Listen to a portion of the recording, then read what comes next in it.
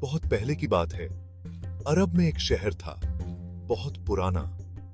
अरब का शहर, दूर दूर तक रेत ही रेत थी। धूप बहुत तेज थी। इस शहर में गलियां छोटी छोटी थीं, बाजार रंग बिरंगे थे और कहानियां बिल्कुल जादू जैसी। अलादीन एक नटखट और तेज लड़का। वो गरीब था पर दिल का अमीर। उसकी मां बहुत मेहनत करती थी।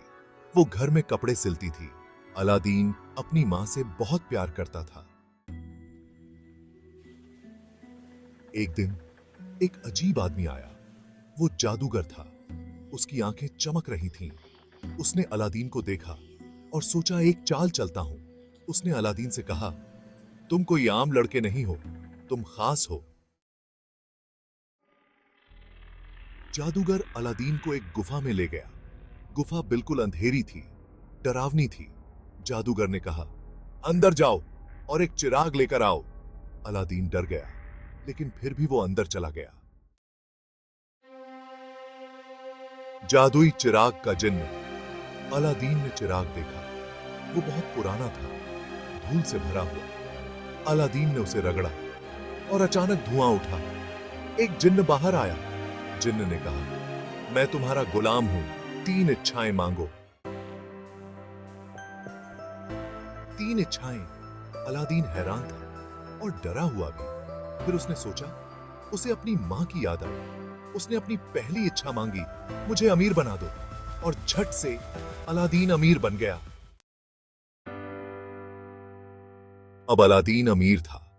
उसने अपनी मां के लिए एक बहुत सुंदर घर बनवाया, गरीबों को बहुत दान दिया। एक दिन उसने राजकुमारी बदर उल बदूर को देखा। वो बहुत खूबसूरत थी। अलादीन ने सोच लिया कि वो उससे शादी करेगा। जादूगर को सब पता चल गया। वो बहुत गुस्सा हुआ।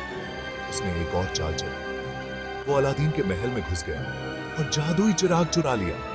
वो हंसा और बोला, अब सब कुछ मेरा होगा।